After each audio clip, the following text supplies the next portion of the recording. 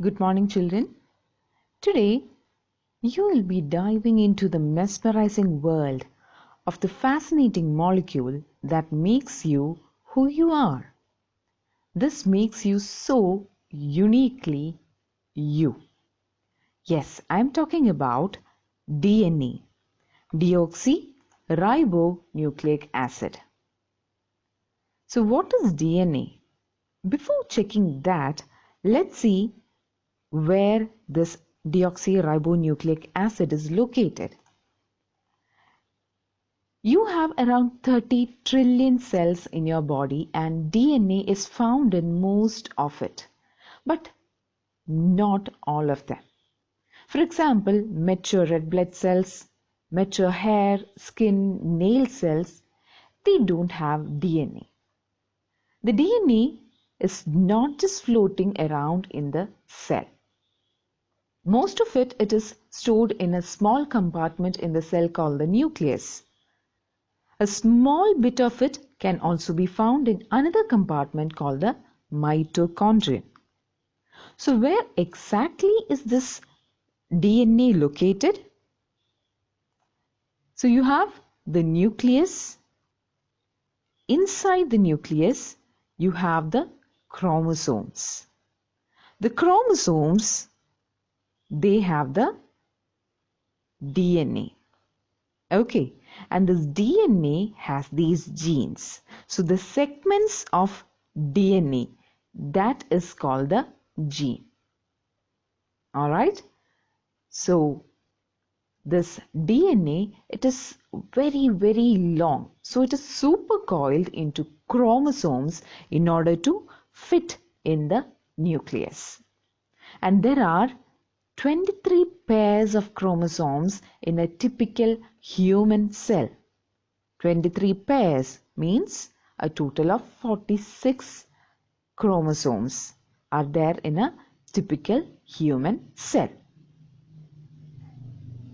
So what is a chromosome? A chromosome is a thread-like structure that has DNA coiled around proteins called histones. Humans are diploid organisms, means they have 2 copies of each chromosome, one from the mother and one from the father. Typically, we have 23 pairs of chromosomes, which makes up a total of 46. So that's where you find the DNA. Now, which cell organelle is DNA found in for eukaryotes? Yes, eukaryotes, DNA is located depends on the type of organism.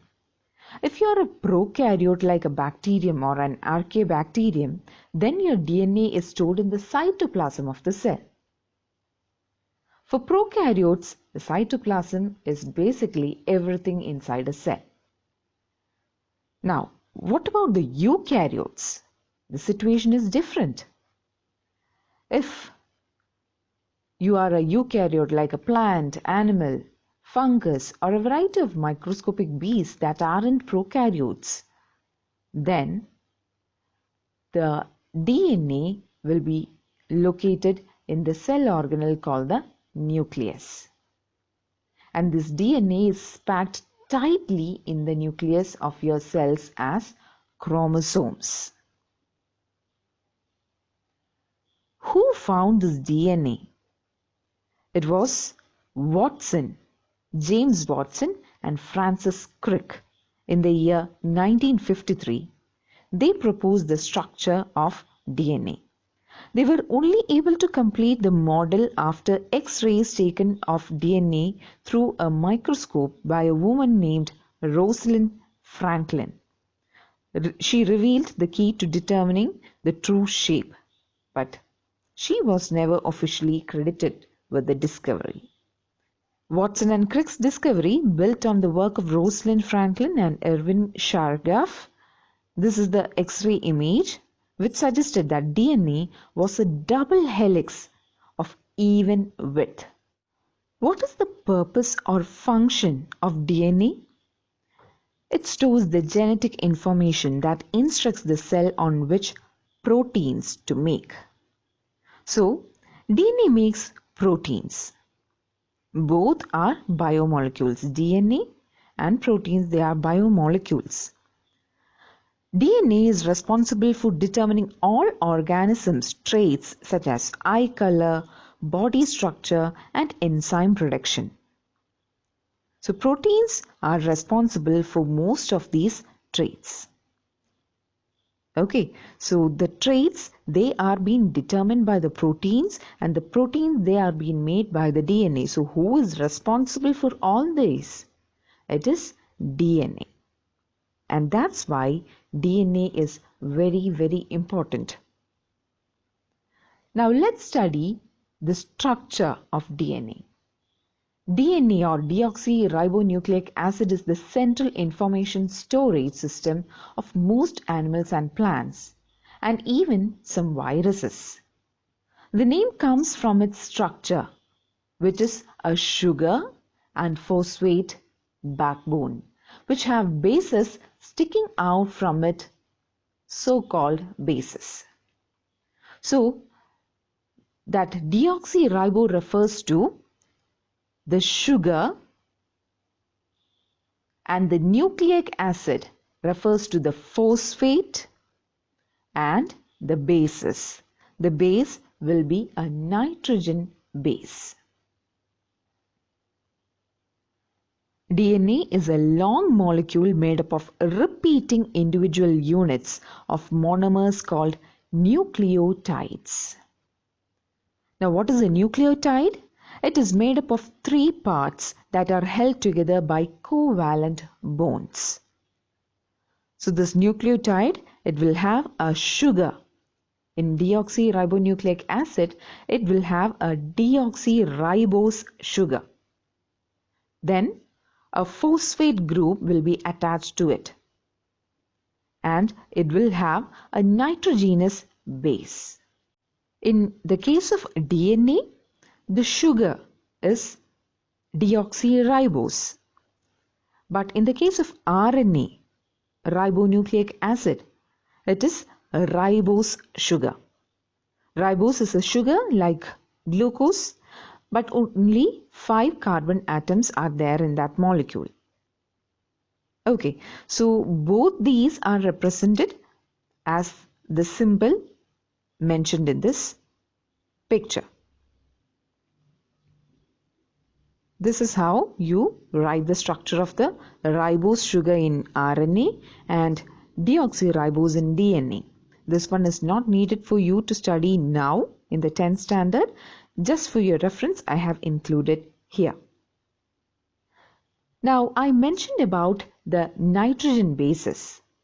The bases go by the names of adenine, thymine, cytosine, and guanine, otherwise known as A, T, C, G.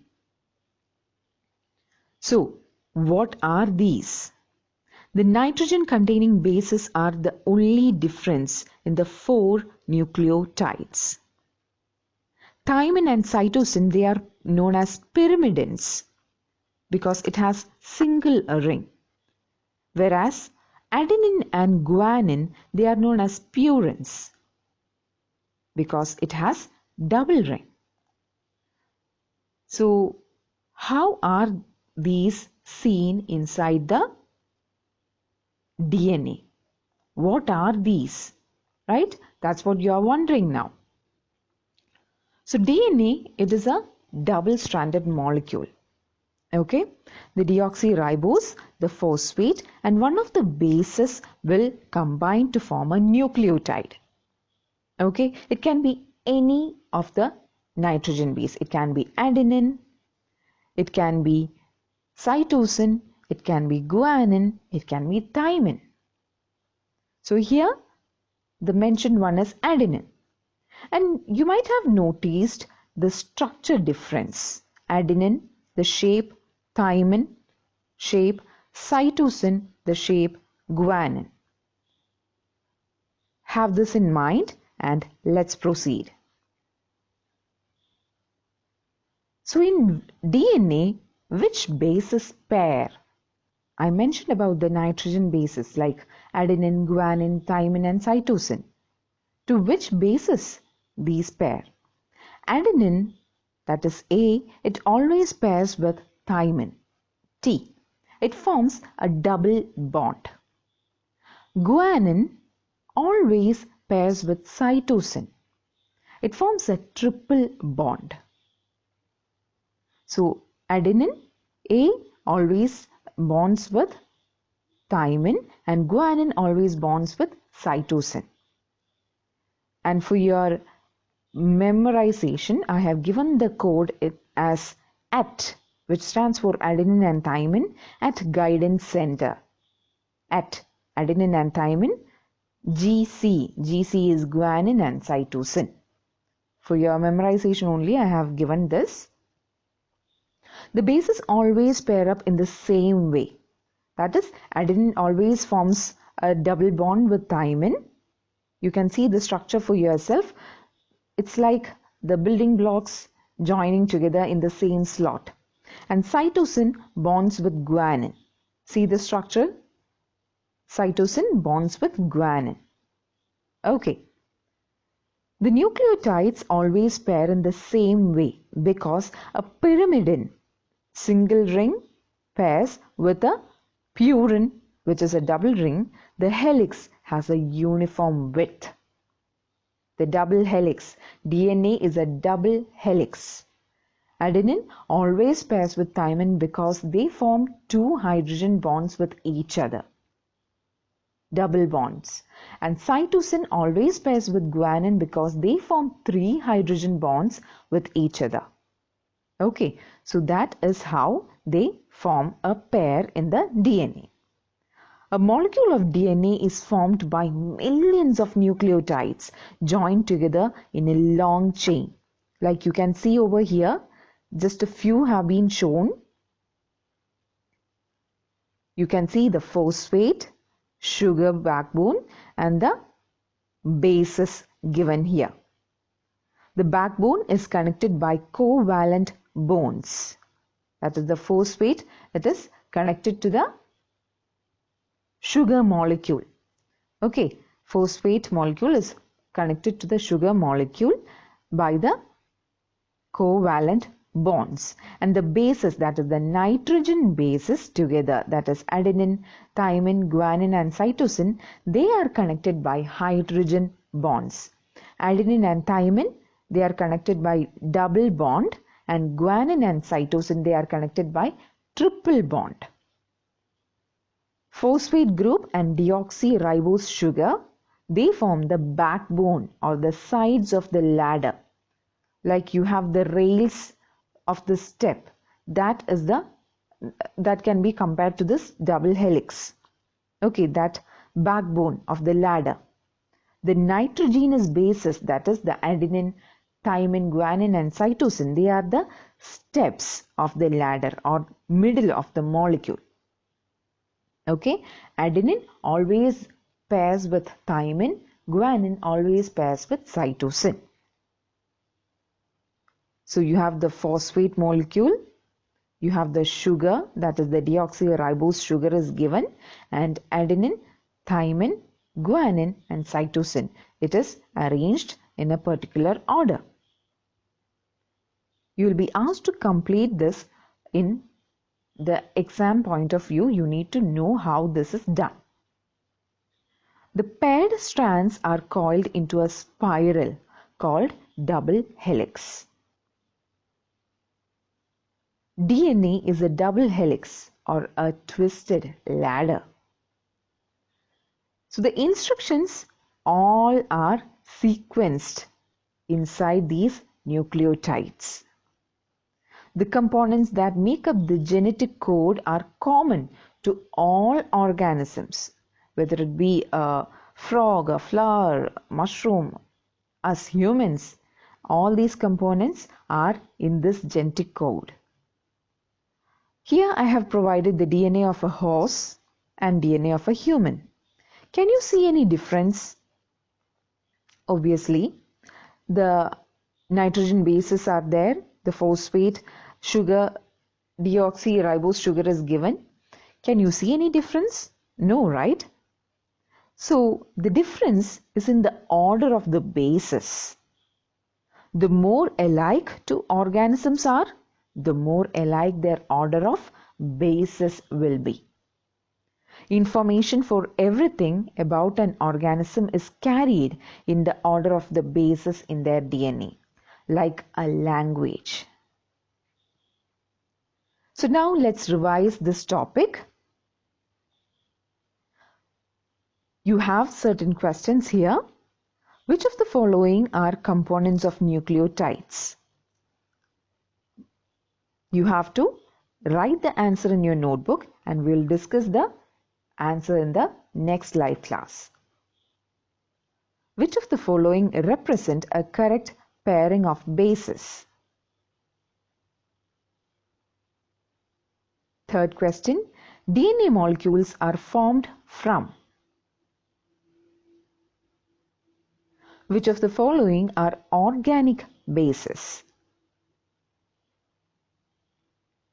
In the diagram, what substance is represented by the letter X? The answer is already provided to you here. It is phosphate. It is phosphate. X makes up the backbone along with which other molecule? In DNA, it is deoxyribose sugar. In your notes, write in the base pairs for the following. Okay, you have to complete this in your notebook. And I'll see you in the next class with you people being revised with this particular topic. Bye.